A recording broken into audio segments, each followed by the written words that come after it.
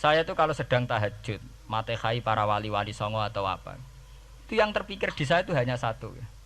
Agama Islam tuh lahir lewat Quran dan hadis.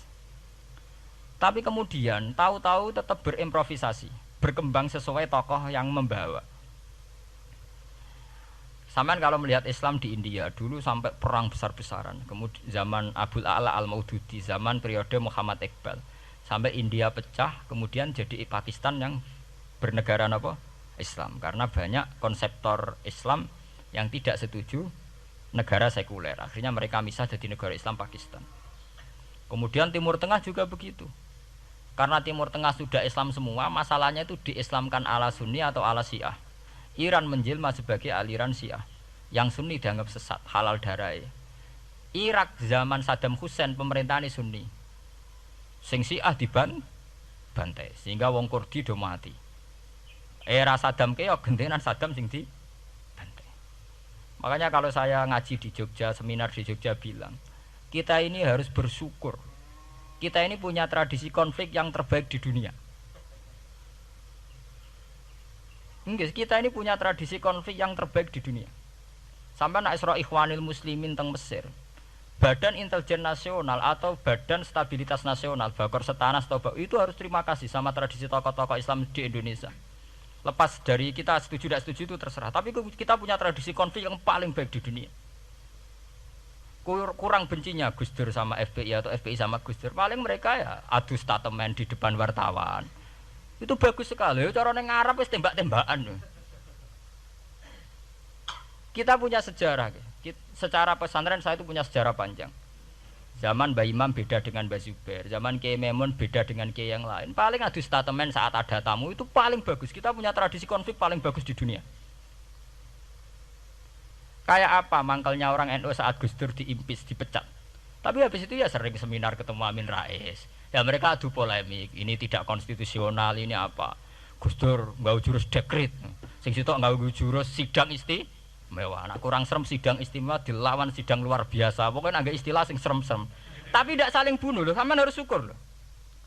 Selama ini orang awam sering bilang, "Loh kiai kok tukaran?" Sampean bandingkan di Timur Tengah, jenenge tukaran mesti tahdirudam. Para polisi, para badan intelijen, para yang menjaga stabilitas negara ini harus terima kasih sama tradisi tokoh-tokoh Indonesia.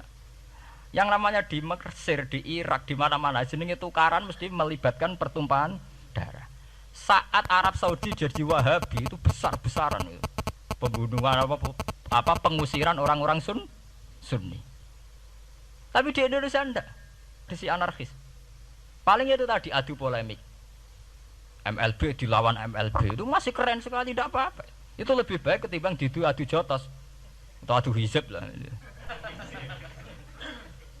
Itu masih bagus. Nenda ini sampean biar paham, biar syukur jadi bangsa Indonesia. Kita punya tradisi konflik yang baik. Sama nak setelah peristiwa teng Irak, ya, teng Sudan, teng Khartoum, teng Darfur, itu kan orang Islam semua. Gara-gara beda mazhab saling bunuh. Di Mesir ya gitu, Ikhwanul Muslimin dengan pemerintah dan sebagainya. Hatta saya sebesar Sayyid Qutb, sing tokoh populer mohon gak budute mboten jelas. Di Indonesia bagus sekali. Kita menangi zaman secara sejarah ya. Kita menangi bedanya dulu Ahmad Hasan dengan tokoh-tokoh NU. Kulo nu menangi secara sejarah sering baca. Terus zaman anyar-anyarane NU asas tunggal, bedanya Gus Dur dengan Kiai As'ad. Sak mangke bedane PKB dua versi. Mereka menyelesaikan secara beradab. Lewat pengadilan, kok pengadilan kalah lewat MA, beradab sekali. Kita harus bersyukur. Dibanding penyelesaian konflik kayak di Irak, kemudian ngundang Amerika, akhirnya sekarang kacau balau. Di Timor Leste yang latihan bikin Ramos Hurta disuduk. Indonesia paling banter ngobong fotonya SBC. Ya masih terhormat loh, masih artinya masih beretika. Kita harus syukur punya bangsa yang beradab. Wong ras tujuan antar kiai ya rasan-rasanan. Kiai kok ngono, sing tok kiai kok ngono. Engko sing kiai tengah-tengah ayo ana sing ngono ana sing ngene dadi. Sing ra melok-melok biasanya terus milih amane, ya ana sing ngono ana sing ngene. Saya itu berkali-kali ngaji. Sampean kalau sering baca Quran dan menghayati, artinya ora maca Quran pelang-pelang ora karepe menghayati. Saya itu sekarang sesadar-sadarnya, saya masih belajar. Ini jamaah sini harus tahu. Saya hingga detik ini masih belajar. Entah itu lewat belajar baca Jalalain atau belajar merenung maupun belajar lewat yang lain. Quran itu dulu ya sering nyebut begitu itu saya tidak paham. Sekarang itu saya paham, tambah paham. Misalnya di juz 4 ada istilah ikhwanan. Orang mukmin disuruh ingat peristiwa-peristiwa yang dulu saling kuntum a'daan fa'allafa baina qulubikum fa'asbahtum bi ni'matihi napa ikhwanan. Dulu kamu bermusuh-musuhan yaitu antara kelompok Aus dan Khazraj. Gara-gara barokatul Islam sekarang kamu menjadi ikhwanan. Menjadi bersaudara. Sampean kalau melihat TV merunut konflik di Irak, sering ada bom bunuh diri, itu kan ada asal usulnya. Memang sekarang orang menimpakan kesalahan itu pada pasukan multinasional yang dipimpin Amerika dan Inggris. Tapi sebetulnya ada usul-usulnya. Sampai Amerika bisa masuk karena orang Irak tidak ikhwanan. Tidak apa?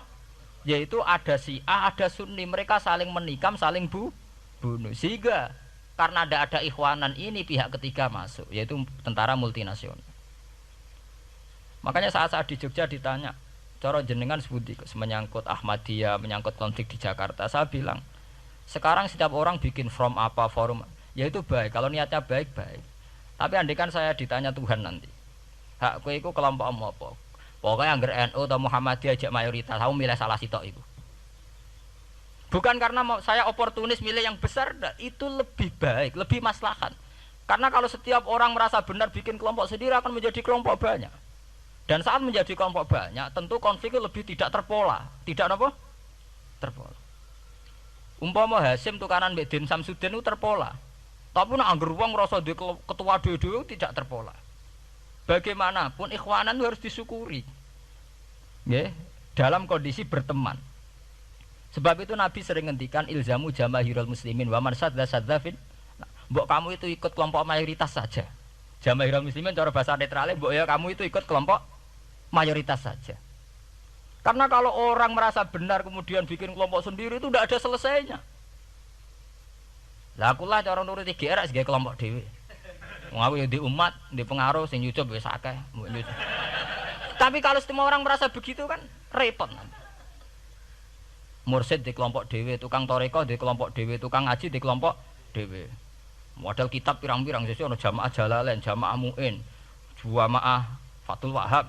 Nek sing iso ngaji jamaah tahlil, jamaah istighosah. Ora ana bar itu. Saya tuh kalau ditanya di Jogja, meskipun saya kritis, artinya kritis itu mungkin terhadap satu fenomena kita tidak setuju atau Muhammadiyah dalam banyak hal atau satu dua hal. Itu tidak menjadi alasan kita untuk tidak mengikuti mainstream. Karena kalau mainstream ini dilanggar, itu kita tidak akan ikhwanan. Dan akibat negatif dari tidak ikhwanan adalah kayak kasus Irak. Iran itu kenapa tidak mudah diserang Amerika padahal punya nuklir? Karena mereka seragam Syiah semua. Itu lebih gampang, lebih susah. Lawan itu apa? Susah. Arab Saudi juga mudah diadu karena karuan seragam Wahabi semua. Kita tidak bicara itu ya akidah. Mungkin kamu bisa debat Wahabi itu benar apa enggak. Tapi karena relatif aman, nggak diacak. Indonesia juga gitu. Kenapa tidak banyak konflik? Karena orang itu Islamnya kalau udah NU ya Muhammadiyah. Buat cocok ra cocok bae milih. Itu lebih mudah. Ketimbang ada faksi-faksi baru kemudian stabilitas menjadi tambah kacau. Mulane kula niku saya loh ya, saya pribadi menghimbau ya. Melihat ayat itu dihitung Tuhan sampai Allah ngendikan apa ifkuntum a'daan fa'allafa baina qulubikum fa asbahtum bi ni'matihi napa. Kekuatan sebuah negara itu bukan karena senjatanya canggih, tapi karena rakyatnya tidak bentrok. Ya bayangkan kayak Indonesia.